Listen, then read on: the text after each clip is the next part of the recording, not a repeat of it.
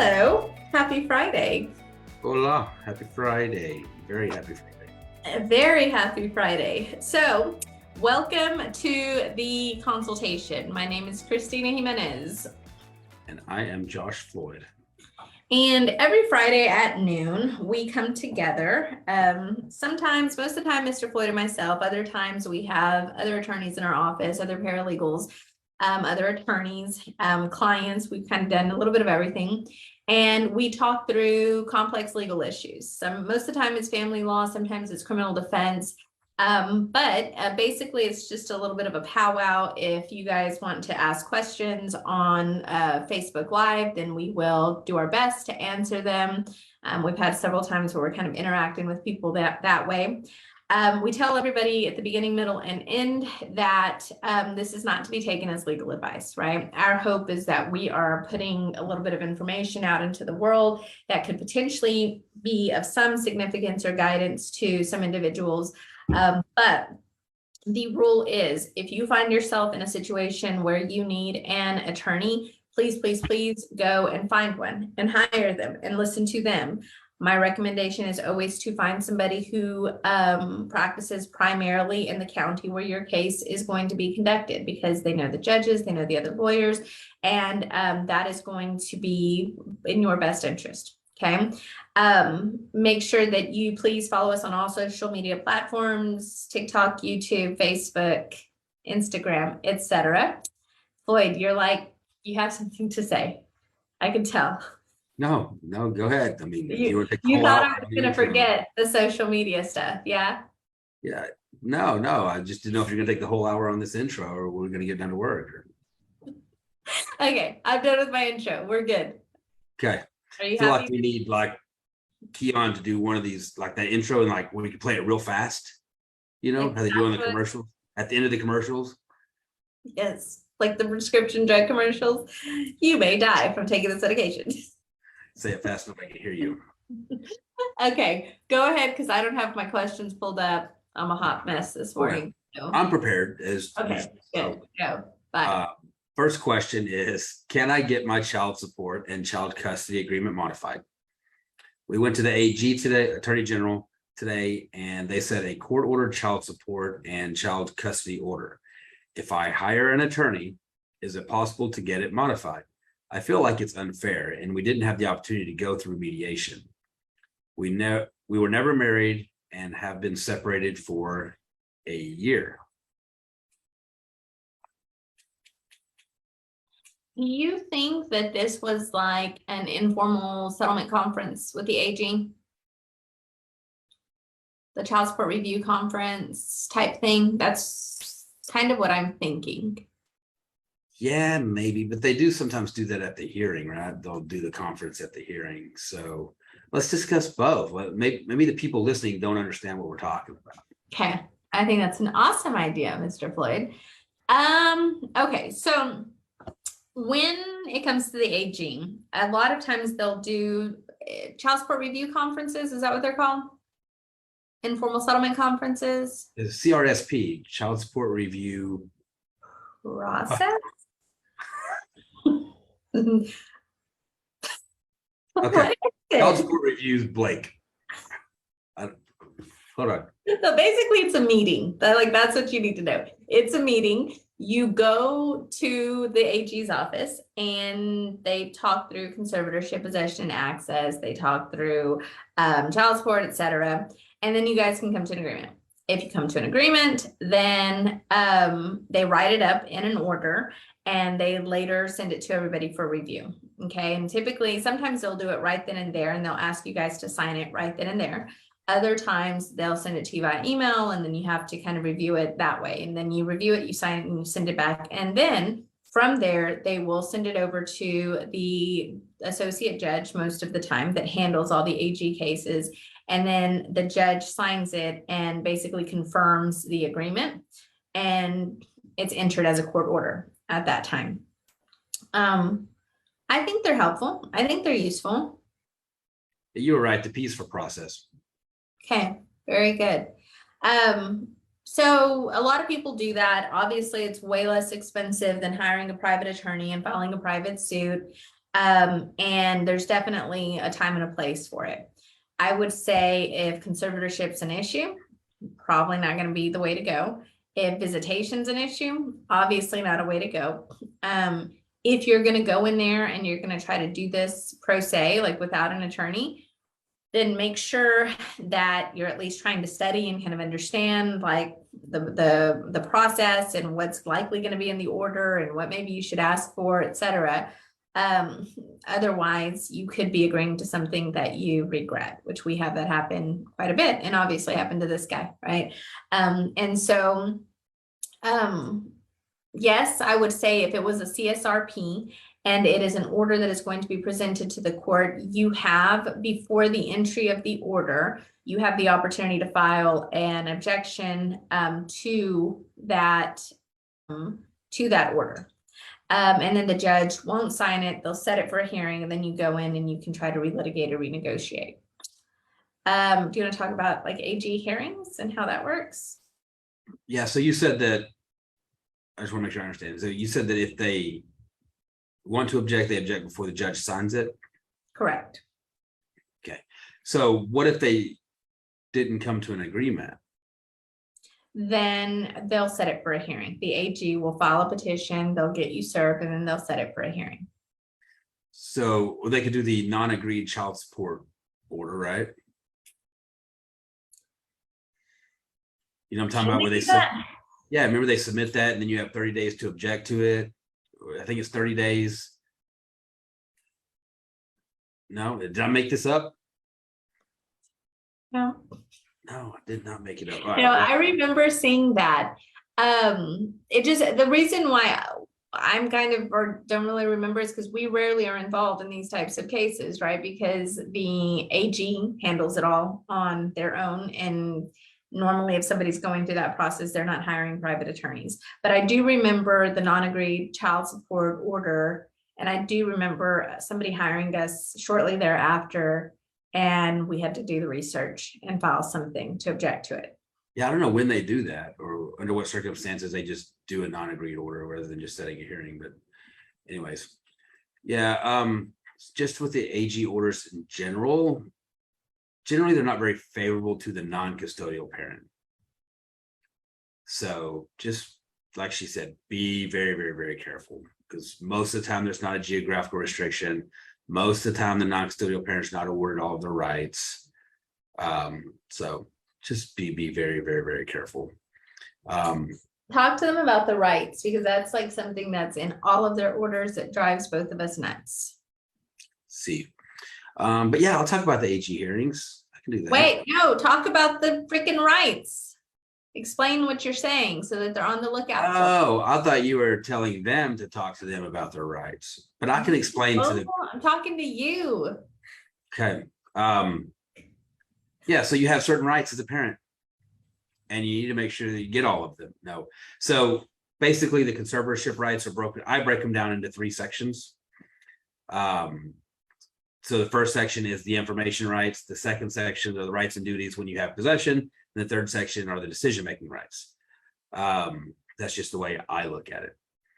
And I'm intelligent, so you should also look at it that way. But so on the Attorney General, under joint managing conservatorship, both parties would have all the rights, except one party generally has the right to designate primary, which means they have custody and sometimes the right to receive child support.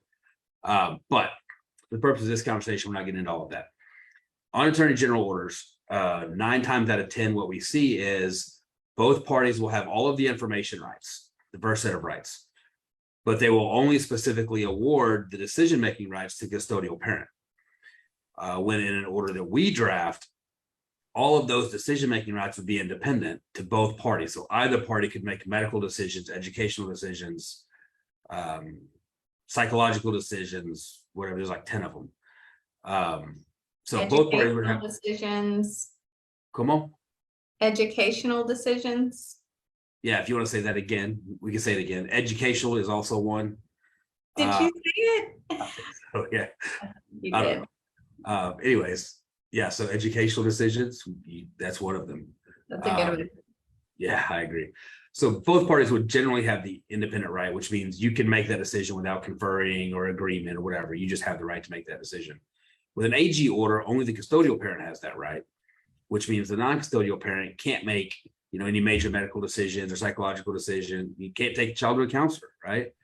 Well, and what's the net effect of it? That's what blows my mind. Basically boils down to a sole managing conservatorship. Right. Which sole managing conservatorship is essentially reserved for parents that have proven that they can't act in the best interest of their kiddo. So they're using drugs, they've committed family violence, there's like craziness. And so you're stripped from making decisions for your children, which is why it drives me absolutely freaking nuts that someone in the AG's office doesn't go in and say, hey, this is an error that we need to fix. Well, I'll tell you why. So I had a client explain this to me, why he agreed to it, because I was like, why the hell would you agree to this? And what they're telling them is on that last set of rights where it names custodial parent shall have the following rights. And then it says exclusive right to designate the primary residence, the first one.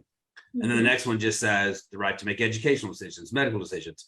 And so what at least this guy was being told is that only the right that said exclusive is to the custodial parent. All the other rights, they don't say exclusive, right? But nor does it spell out that the non-custodial parent has that right as well. So but they're it says, essentially all exclusive. it says her name, and typically it's mom, right? Right. It says mom has the following rights. Number one, the exclusive right to designate the residence, the right to make educational, psychiatric, invasive medical, and it says nothing about that. Right. Yeah, but they're being told that you have that right as a parent because it's not exclusive to mom. So it's bullshit. Don't buy it. Get the rights. Get the rights, please. And AG, somebody do something about it because it's frustrating. Yes, very, very, very, very frustrating. Okay, so do you want to talk about AG court? Yes. So AG court, also called Title IV or 4D courts. I didn't know this when I was first practicing law, and a judge asked me, is this a 4D case? And I had no idea what he meant. But so if you hear that, You're like, yes. I was like, maybe. First judge, what is a 4D court? Then I'll tell you. Yeah.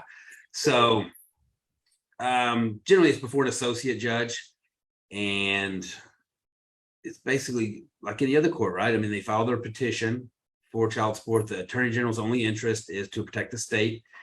So to make sure that child support is being paid, to make sure that if either party or the child or whatever is on, I guess the child is on government assistance, that the state's being reimbursed for that kind of thing. So generally what will happen is you'll get a court date, you'll appear, the AG will take you into this little room and you guys will talk.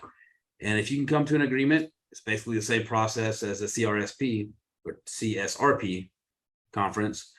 And you'll take the order up to the judge and they'll sign off on it. The difference is at this point, you don't have an opportunity to object, right? Because the judge is going to sign it right there. It's going to be an order of the court. If you don't come to an agreement, then you'll have a hearing and you'll put on evidence in front of the associate judge or the 4D judge, and she'll make a ruling on it.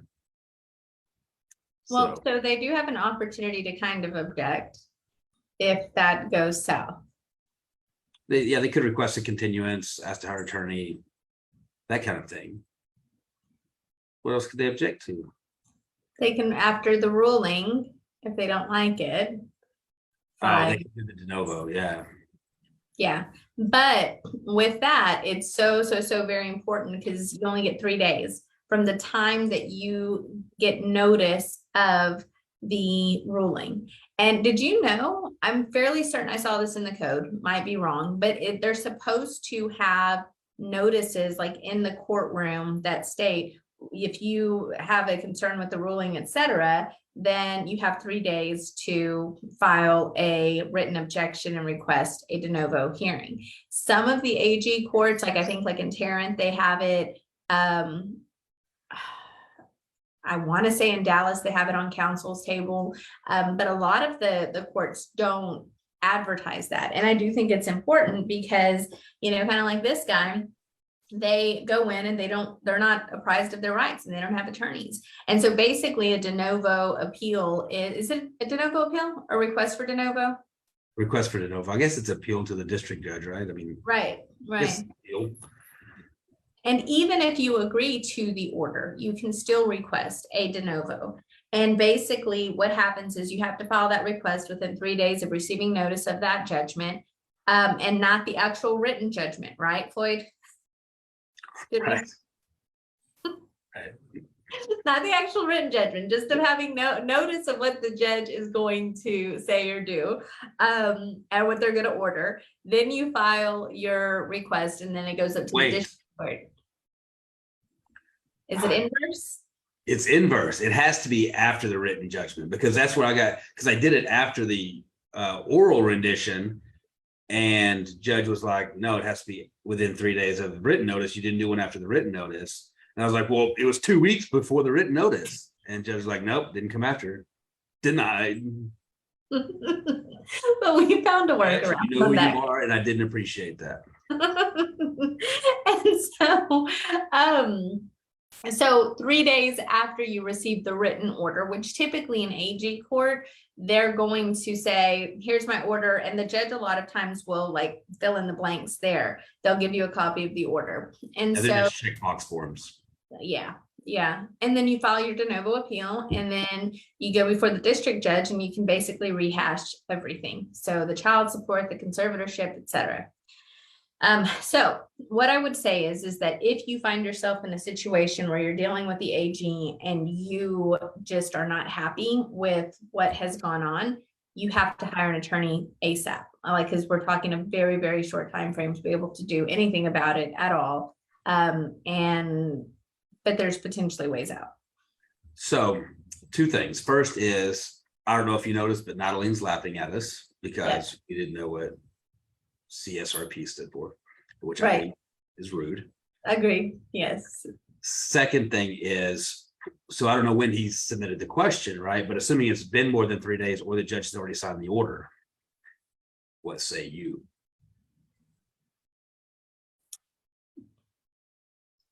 Are you thinking me trial? I don't know. If he agreed to it, I don't know. I don't know where you're going with this. Where are you going? Can he modify it? What part, Floyd? Like any of Child it? support or the child custody is what he said, because he feels like it's unfair. Oh, okay. The guy's actual question is what I'm getting back to. I don't read the actual question. I have like made up shit in my head that I answered. But I don't know. This guy, he's out of line. So no. Yeah, he's toast. He's Melba toast at that. Nothing For how you can long? do. So for conservatorship, assuming that he wants to go in and he wants to try to fight for custody, it's 1 year. Unless you can prove significant impairment. Okay, so once you agree, or once the court lays down primary conservatorship, which is basically, that's not actually a correct legal term, but who the kid lives with primarily, then you cannot get that kid to come and live with you unless you can prove significant impairment, or the child's 12 years of age or older and wants to come live with you, or if the other parent voluntarily relinquishes for 6 months. After that, after 1 year, it's a best interest standard. So pretty simple. For the child support, I always get confused with this. That's why you asked. You're such a jerk, dude. You know that I get confused. Go ahead, Floyd. Why don't you enlighten the world? I don't remember either. So it's 3 years. 3 years. 3 years, or a material substantial, or is it 10%, $100, or 20%. Yes. More on the increase in support. Right. Do they both require the material substantial change burden as well? I think so. I don't know. I'm looking it up. This is dumb. How do we not know how to modify child support? Well, because typically when we have this question, we pull up the code and then we say, that's how you do it. But it's 3 years. It's a difference between $100 or $100 and the amount that you would pay for support, or 20% of your change in income, up or down. I think that's one way. And then the other way is a material substantial change. So I think that's it. But assuming that this just happened and it's 30 days later, then he's probably toast. So the other thing that I'll say, and well, if you want to look up that statute while I'm saying this, is the AG a lot of times can pull people's pay information, which I remember the first time I figured that out, I was like, wow, this is crazy. I don't know why I thought it was crazy, but I just thought it was crazy. So they can pull W-2s, they can pull pay records, they can get information directly from your employer. They can find out who you're working for. And so a lot of times when you go into these child support review conferences, what'll happen is you walk in and they already have your pay records and they say, hey, we've calculated your support based on this, right? And so that's going to be kind of a non-issue and it'll be admissible, etc. So they can also, I don't know that they can figure out the health insurance stuff. I think you have to answer all that stuff. Well, so they will send a request to your employer, a verification of employment, and the employer will fill out, you know, what you make, whether insurance is available, what it costs you, how long you've been there, that kind of thing, and send that back to the AG. So they'll know then under those circumstances, but I don't know if they can pull it up on the little computer. Yeah. And so the other thing is the AG does have a little child support calculator on their website. And so if you're going to go in there without an attorney, that's always a useful tool as well, to go in and calculate your own support so that you know walking in what the reasonable number should be. Now, what I always get, and I'm just going to say it and put it out there, is if you receive bonuses, yes, you're going to be have to pay child support based on your bonuses. And those can be very tricky to figure out how to calculate depending on if it's an annual bonus or if it's a monthly bonus, whatever it is. So if you have that sort of a situation, I would encourage you to at least consult with an attorney so they can run the figures for you. If you have a part-time job, like your regular job and then you have a part-time job, that income as well will be included.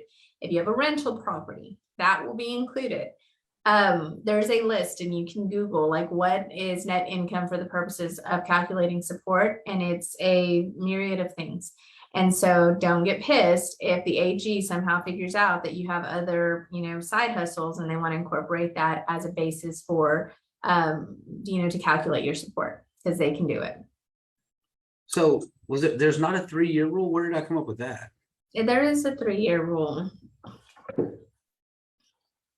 Circumstances of the child. So the court may modify an order that provides for child support or dental if material substantial change in circumstances, or right there.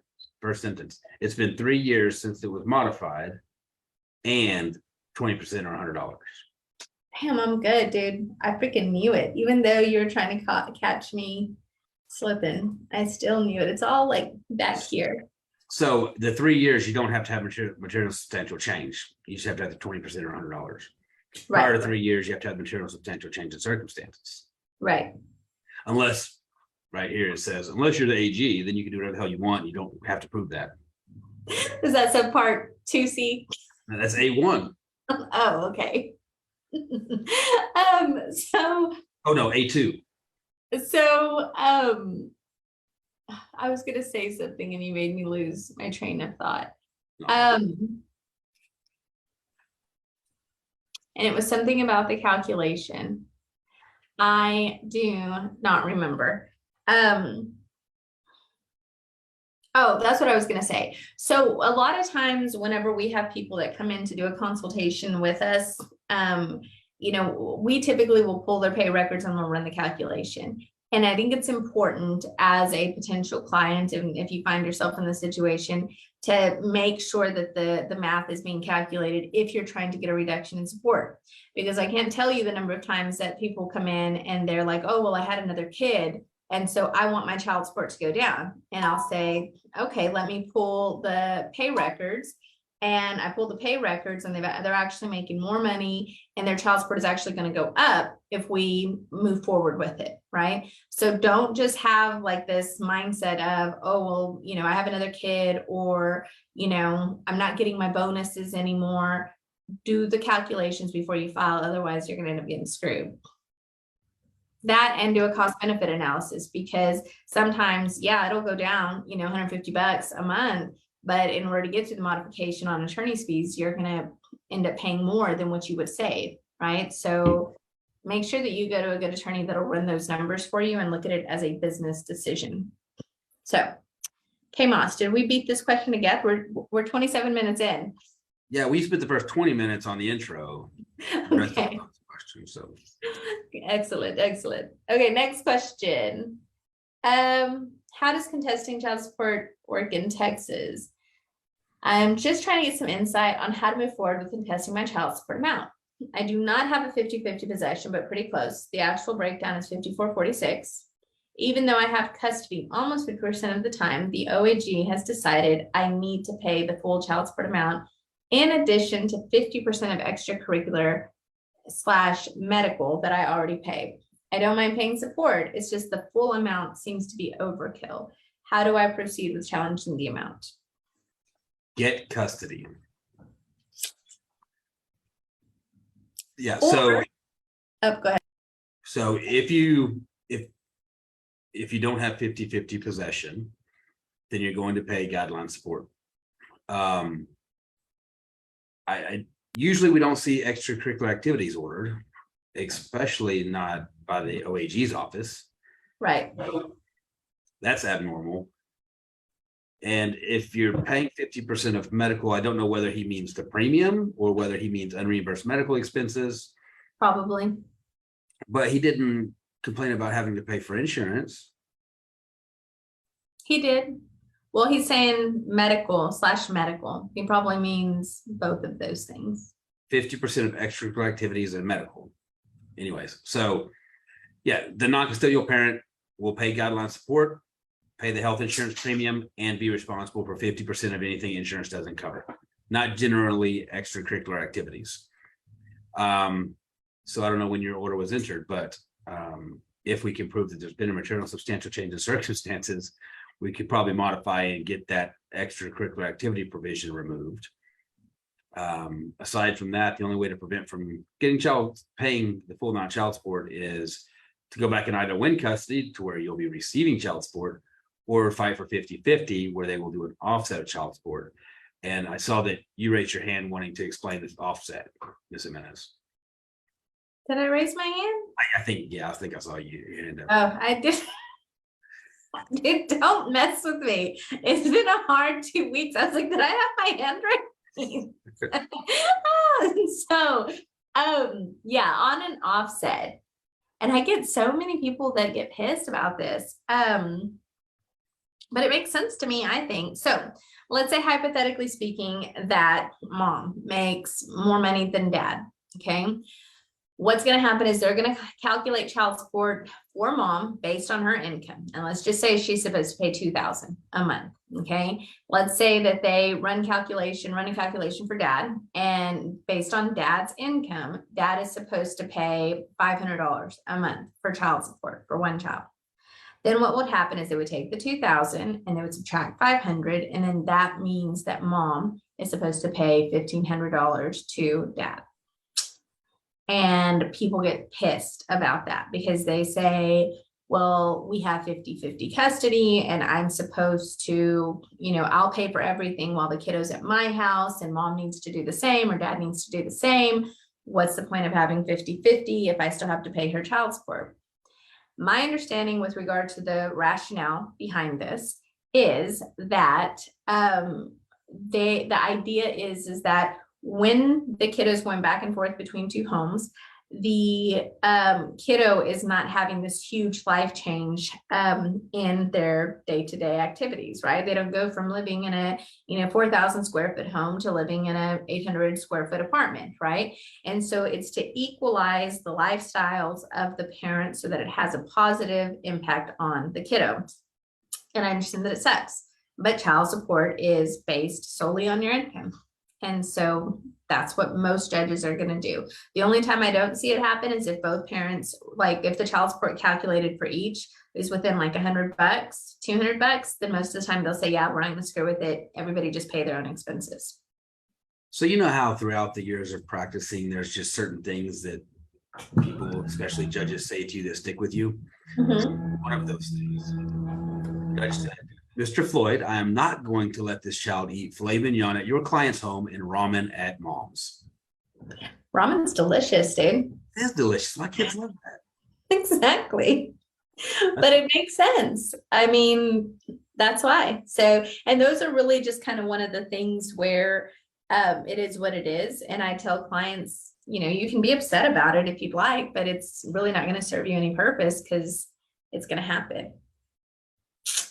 So, Gimas, what else do we need to talk about on this? I think I'm impressed with that he actually broke down the possession schedule. If he did the math on that and didn't just rely on what somebody told him, because there's a bunch of guesses on what that breakdown is. If he actually did the math on a 54-46, that's impressive. I've been meaning to do that for the past few years and built a couple of spreadsheets, but I hadn't finished them. But they're yeah, impressive math. You know that there's an app for that, right? Called Child Custody Exchange, I think. Yeah, but it doesn't give you an accurate breakdown. Like it doesn't take into account like the Thursdays and like if you do hours, right? You can do hours. We actually had a client that did actual hours, and it's like a 30-page thing. I can show it to you, but he broke it down by hours. And I want to say that that's pretty darn close. So yeah, that was a custom thing. SPO with elections or just SPO? SPO with elections. Yeah, I need to do that. So the other thing I'll say is if you have a parent, like the non-custodial parent that is not exercising visitation, I do believe that that would qualify as a material and substantial change.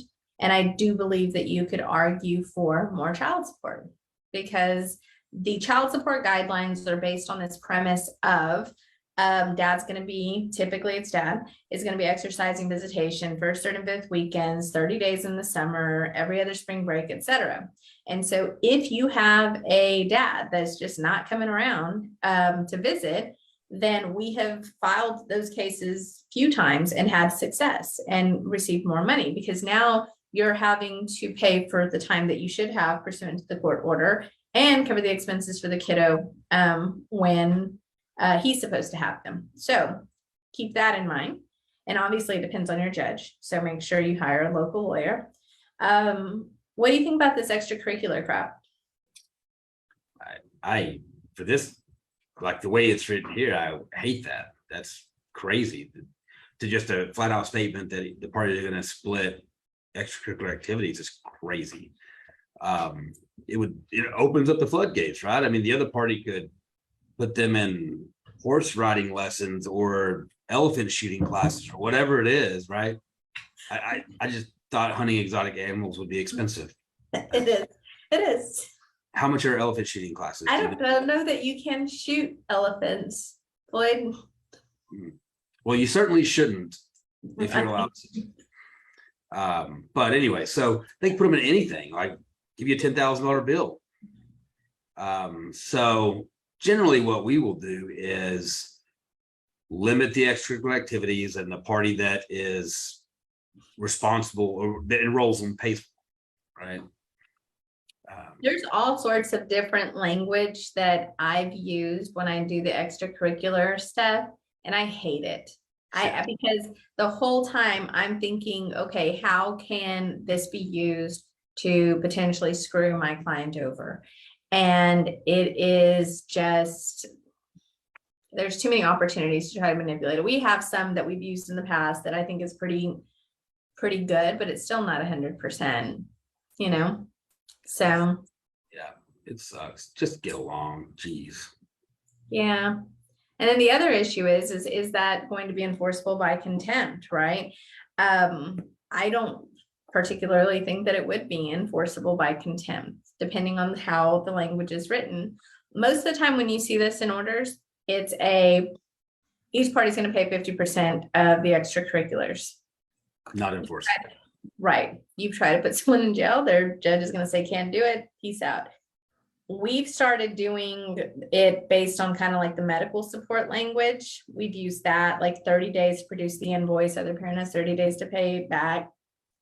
I think it's a little bit better, but yeah, I don't know. Don't do it if it can be avoided. Just do what's right for your kids and you should be fine. So Don't be a jerk. That's the rule. that's the rule. Next question. C. What is the most you can receive for child support for one child? Wait, can we move on to number 4? Because I'm kind of over the whole child support conversation. Yeah, we have Okay. something. Okay. And actually, you already answered number 3 anyway, because it asks about the dad that doesn't spend any time with them. See, excellent. I didn't even know it.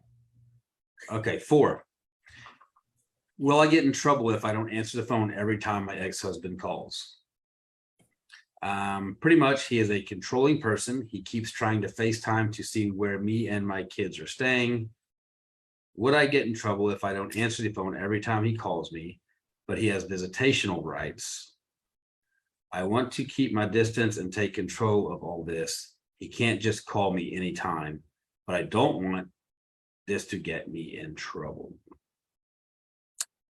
So no, you will not get in trouble. And we actually had a case like this, where the dad would call, we represented mom, dad would call mom all hours of the day, even the kids, and the kiddos were like teenagers, like 13, 14, and like 17, something like that, would call the kiddos all hours of the day.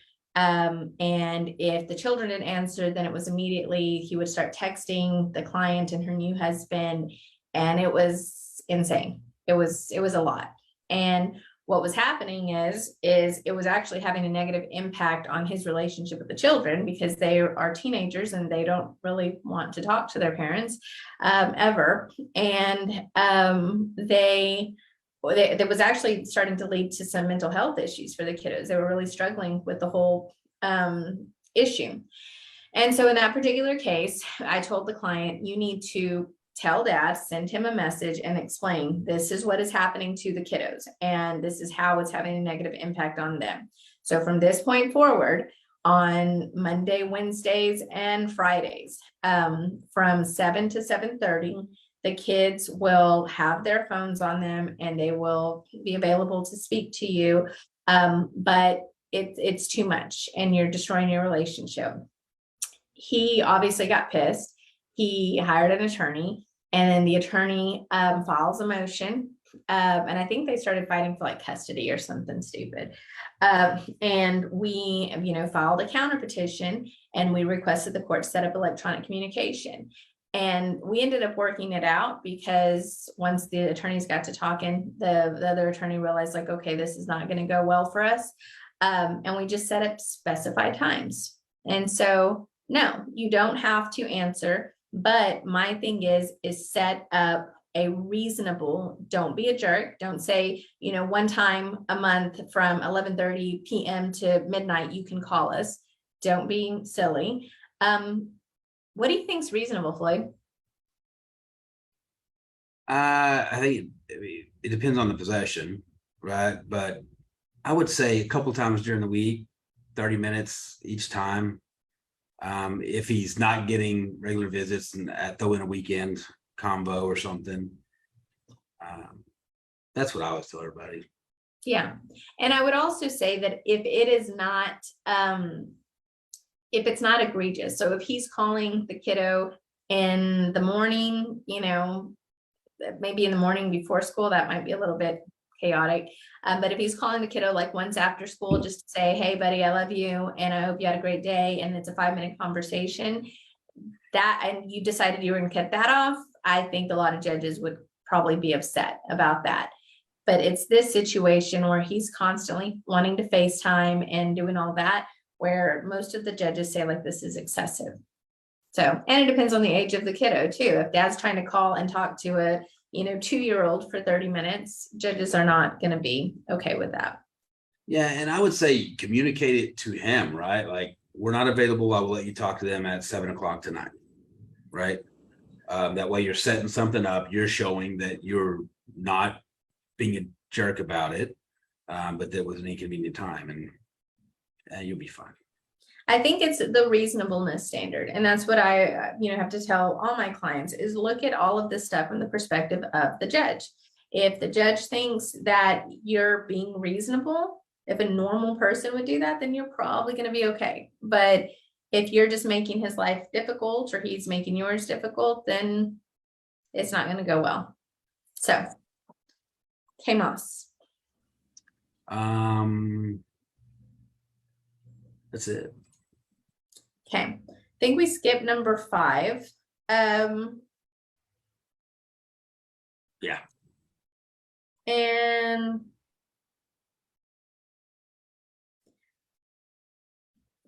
what's the next question? I don't necessarily like number 6. Yeah, number 6 is an entry issue. Yeah. Someone's mentally harassing me. I want to know the answer to that question. You mentally harass me every damn day. Nothing. There's nothing you can do. Lloyd. It's a service issue. So should we go with 7? Yeah. Yeah. We talked about protective orders, like the stalking protective orders and stuff there. Kind of, maybe. Okay. Like where I just go with this stuff. Okay. Is there anything I can do when someone is mentally harassing me? I've been separated, not divorced yet, from my wife for almost a year. She has just recently started harassing me, making jokes about my appearance and my depression. All this is done over text, so I have proof. I don't want to block her because we need to communicate with our children, but I want her to stop and only talk to me about my children. Can I file some sort of a protective order or file a police report to get her to stop?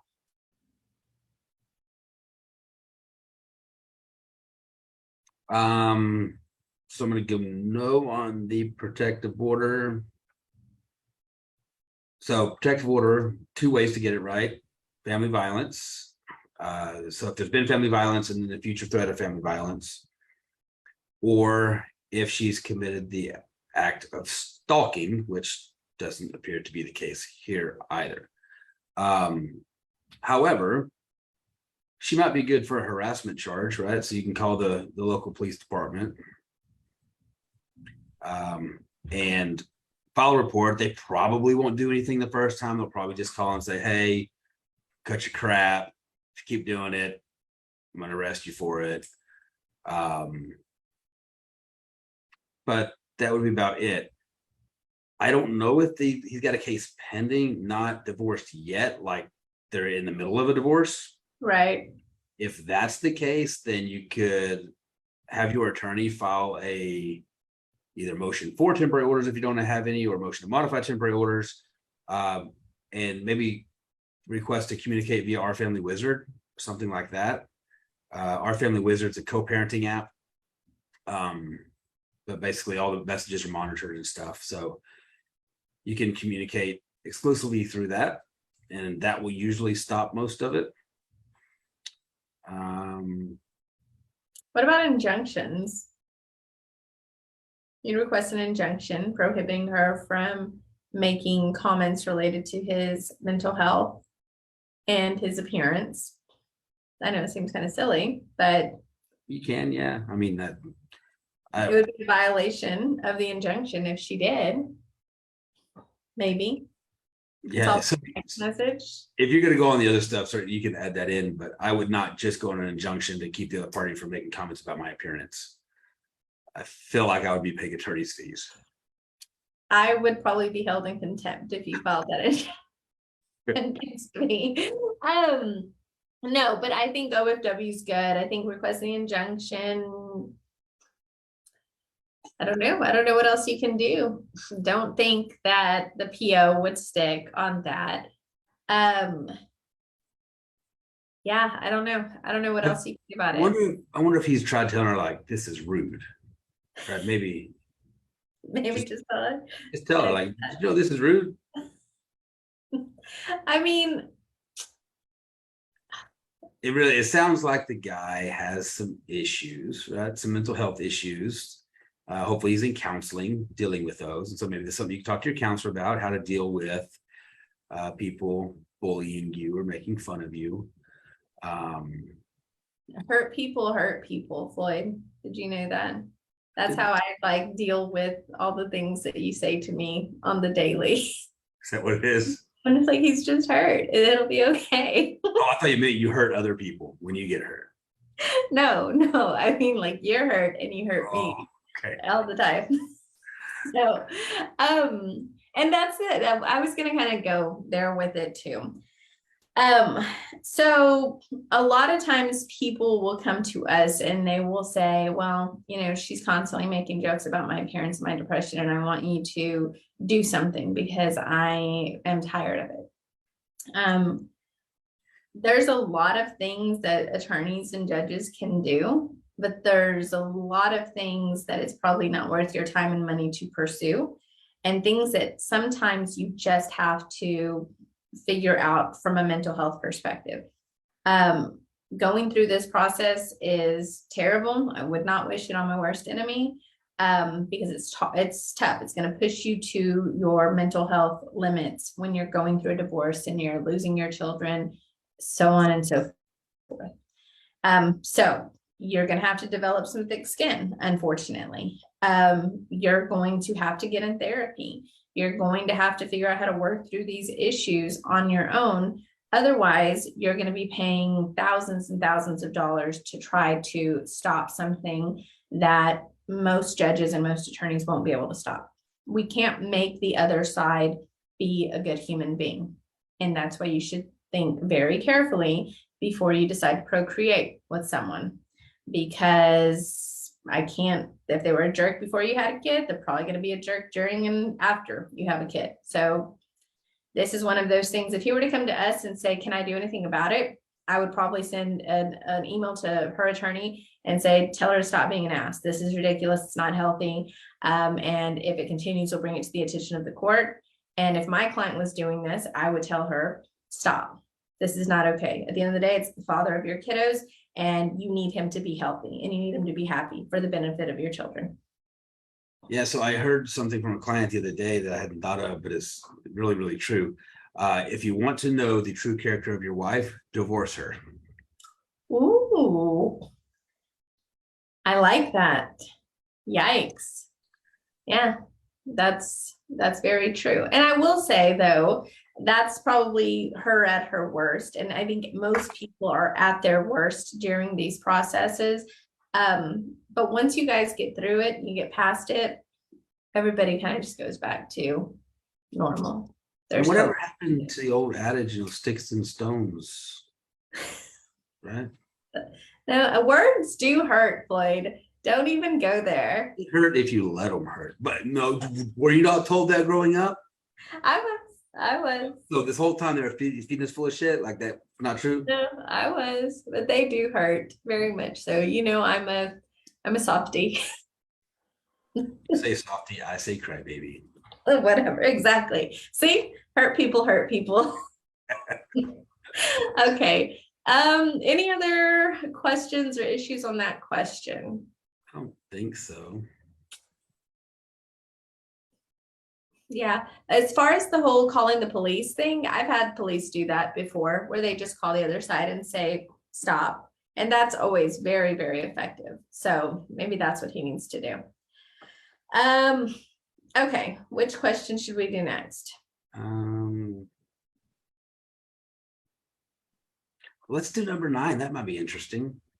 Okay. Your turn to read or mine?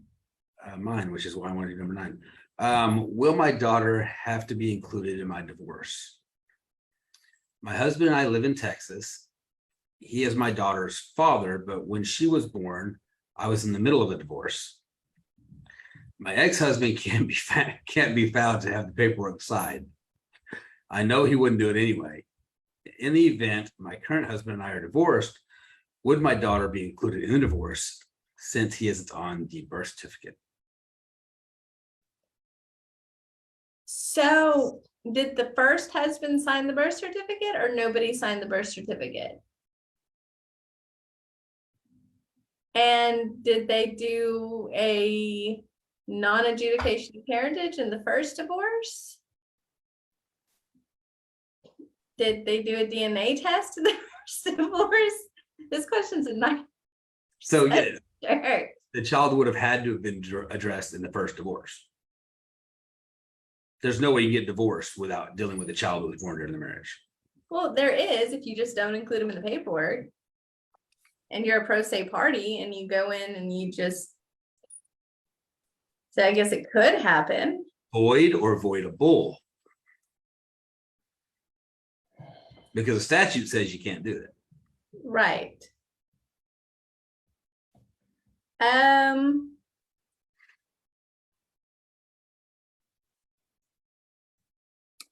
I don't know. My ex-husband can't be found to have the paperwork signed, which leads me to believe that ex-husband is on the birth certificate. No. Yes. Yes. And he wouldn't do it anyway. So it leads me to believe that ex-husband's on birth certificate and may have actually been included in the divorce. Maybe they're trying to get him to sign a denial because he's presumed father. Right. Okay. But if he signed, I mean, again, they could have just gone to court and not told the judge about it. But could have done that also. Yeah.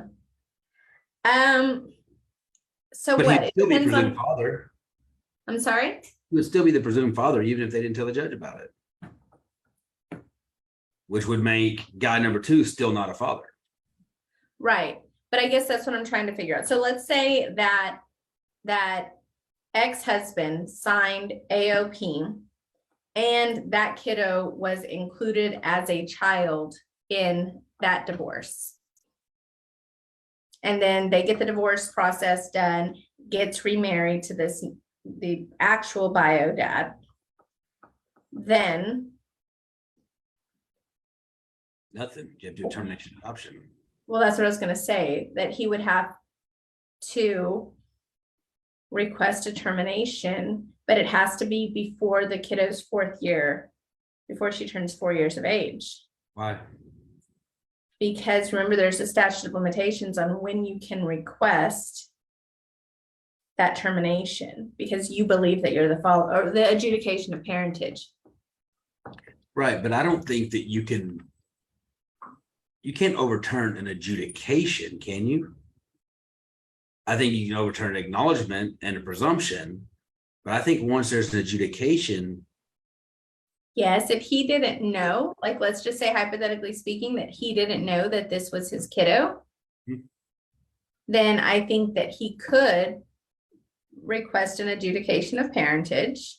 But I want to say it's within 4 years of him learning. And I think it's when the kiddo's 4 years of age, Floyd, and then it's capped. Well, so the statute is 4 years, but it's from the time that he learns about it. Okay.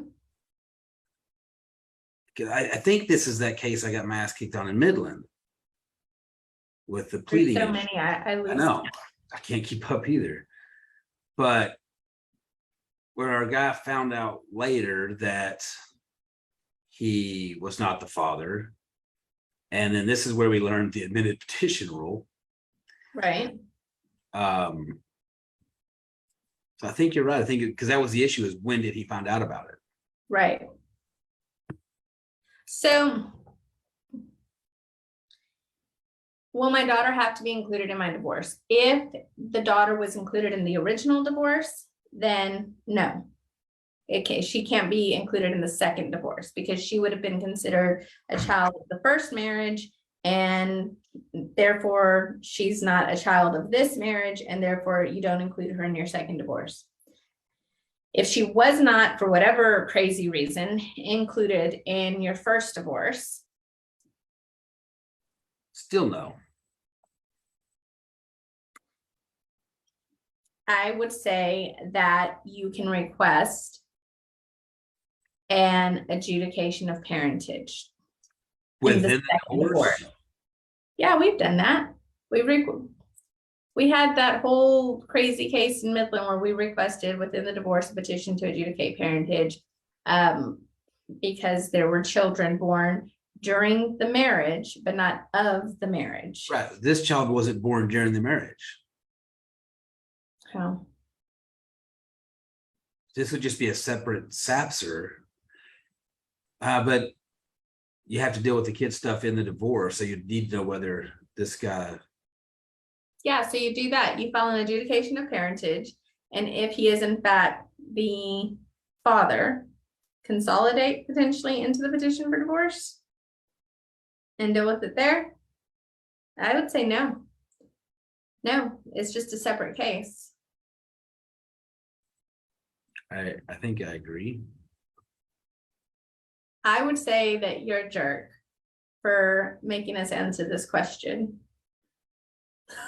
I just want to challenge us on a Friday. This would be a fun one. This would be one of those where Floyd and I would have to have a case strategy meeting, pull up all the codes, look at case law, and then we would ultimately figure out how we would do it. But I think like knee jerk is adjudication of parentage and petition for divorce. Do not include the kiddo. And it depends too. Like there's a lot of stuff that we don't know with this question. Did he sign the acknowledgement? Was the kiddo included in the divorce? Do we then have to try to terminate presumed dad's rights? Are we within the time frame of being able to do that? There's so many. This would be a fun case. Yeah, and so if you're within the time frame, rather than you don't even need ex-husband sign anything, you just do a paternity test and then adjudication of parentage. Right.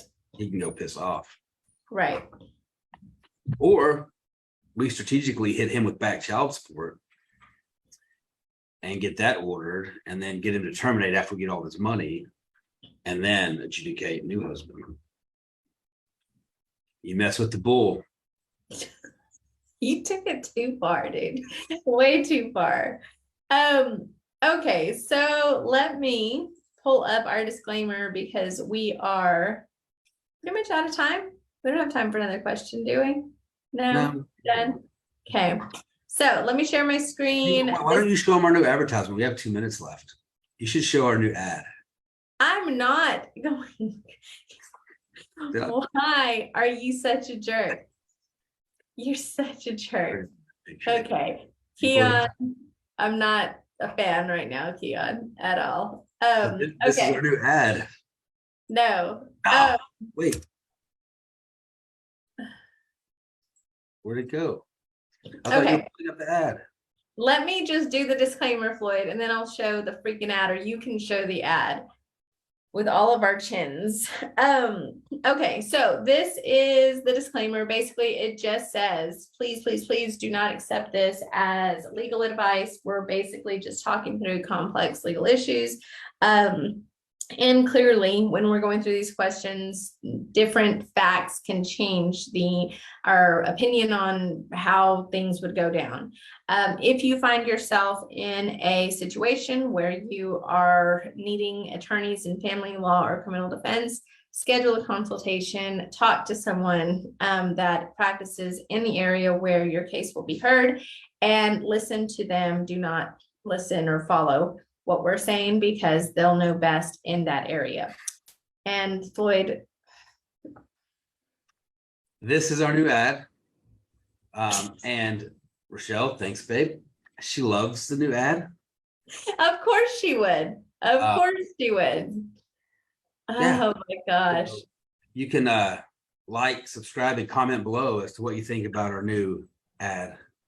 So this was at a photo shoot. We were doing a professional photo shoot, and Keon was trying to allegedly is fixing the lighting, and then Floyd just popped in my shot, and this is my normal reaction, and that's why I have 6 layers of chins, and Floyd has his normal too. And why are you so red all the time? I don't know, but I didn't notice it, but I had my shoes and my clothes in my hands. I guess I was going to change. Yeah, that's just us. Yeah. Okay, you can take it down, Floyd. Thank you. We appreciate this. We're getting a lot of hearts and stuff right now. We should leave it up for subscribers. Look at it. Look at all these go and blow it. my God. Bye. Bye. Have a good day. I'm not talking to you for the rest of the day. Bye.